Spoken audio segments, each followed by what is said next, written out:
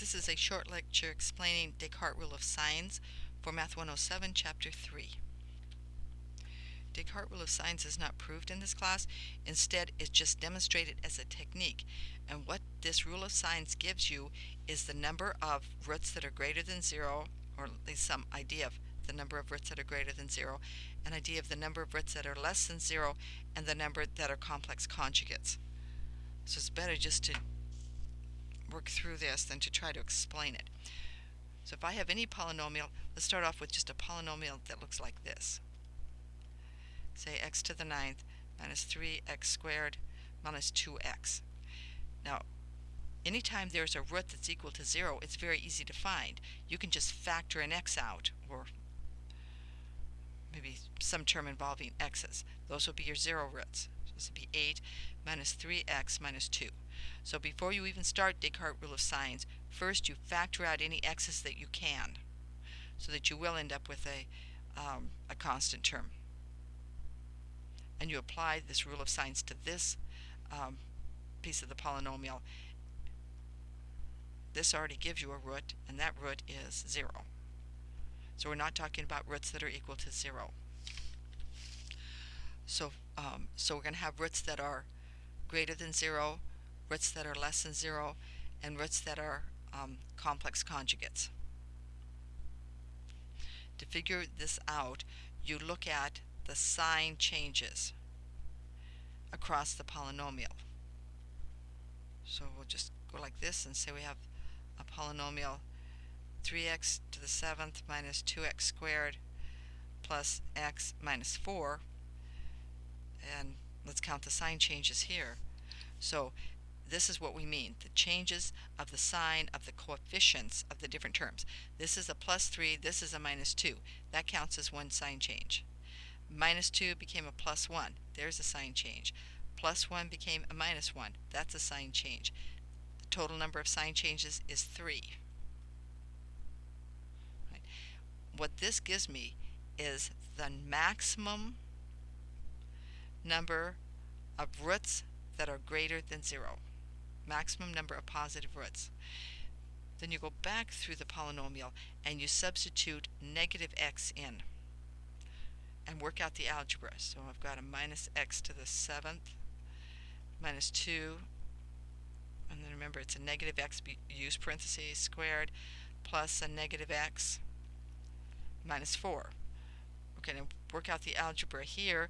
The odd sign, the odd exponent will make this negative x remain, will keep the negative sign. So I have minus 3x to the 7th.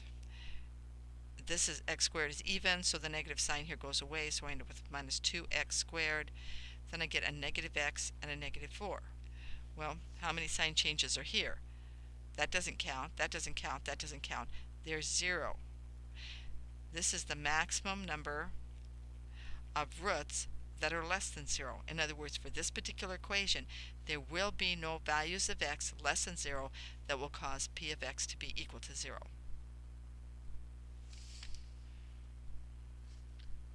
Now I'll work out a chart associated with this Descartes rule of signs. So I have 3 positive roots maximum, and the maximum number of negative roots is 0. So I make this kind of chart. So I remember, because it was a polynomial of degree 7, that there will be 7 roots. So I go like this. You can even put another one over here if you want. And this is the number of positive roots. That means these are the number of roots that are greater than 0. And now I have a negative here. I'll just put there for the number of roots that are less than 0. These are the number of roots that are complex conjugates.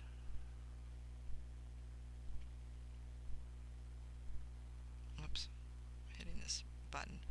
And this is the total number. Now this is a total number of roots. Okay, it was of degree 7, so there has to be 7 roots. Well, the maximum number of positive roots that I can have is 3, and there's 0 roots. Well, I need to have 7, so I'd have to have 4 under the complex conjugate. Now, you always have to have these in pairs, so there would be 2 pairs of complex conjugates. That would give me the 4 roots. I said that 3 was the maximum. Now, the number of possibilities besides the 3 is 1, because you have to decrease this number by 2's. Usually if you say 5 is the maximum, that would mean you could have 5, 4, 3, 2, 1, 0. But in this case, it's not. The reason they have to jump by 2's is because the complex conjugates, which take up the slack, have to come in pairs. See, if I jump this down to 2, and I need 7 roots, and I'd be trying to, and this is held at 0, I'd have to put 5 here. Well, that's not going to work, right? Because the complex numbers have to be in pairs. So I can drop this to 1. If I drop this to 1, then I would have 3 pairs of complex conjugates. And here's my 7, and that's all the possibilities. That's Descartes' rule of signs. And what use is it? Well, say you found if you found 3 positive roots, real positive roots, then you can just stop looking for positive roots, because you know that you have to find the complex conjugates. There'd have to be 4 of them, 2 pairs. If you found 2 positive roots, you know you would have to look for another one, because you only have 2 possibilities here. Either there's 1 positive root or there's 3, and that's it. I'll go through the example in the lecture notes.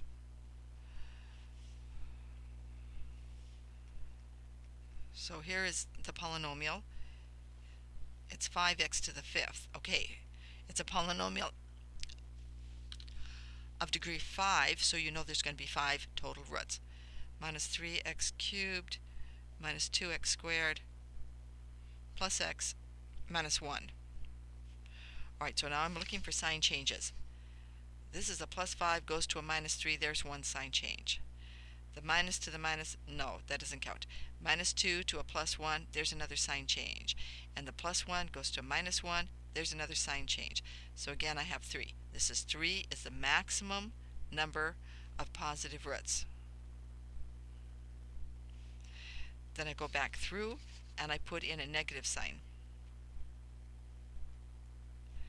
So I've got 5, and then I would have minus x to the 5th. Again, be sure to use parentheses, or you can create errors and confusion.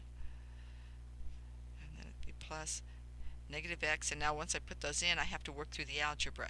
Well, because 5 is odd, I will end up with minus 5x to the 5th. Again, the 3 is odd, so I end up with still the negative sign, making that plus 3x cubed. The square gets rid of the negative sign, so I have minus 2x, then I have a minus x and a minus 1. Now count up the sign changes. Negative 5 to positive 3, there's 1. Plus 3 to minus 2, there's 1. Negative 2 to negative 1 doesn't count. Negative 1 to negative 1 doesn't count. So I have 2, and this is the maximum number of negative roots. Now I go and make the chart. So here's the chart. Remember, it was of degree 5, so I expect 5 roots. This would be number of positives, number of negatives, number of complex, and then the total here had better be 5, because it was of degree 5. These are going to be complex, these are going to be the positive roots, and these are going to be the negative roots. Okay, when I did the maximum, I had 3 positive, 2 negative. That made me 5. I don't need any complex roots. Now remember, I can drop by 2, so the 3 could become a 1. So I've got 1 and 2. Well, 1 and 2, that's 3. I still need 2 complexes. Remember, they take up the slack, but they'll always take it up in pairs. So that gives me 5. Okay, there. Now, that's all the combination. That's all that I can do for the positive roots. They could be 3 or 1. How about the negative roots? Well, I already did 3. I could have 0, because that's a drop by 2. So here's my 0. Now I'll need 2 complex to get to the 5. If I only had 1 positive root, I would need 0. You see, I'm making all the combinations. Then I'd need 2 pairs of the complex numbers to get to 5. And that's it. Again, this is valuable information when you're looking for many, many roots, but that's as far as it takes you.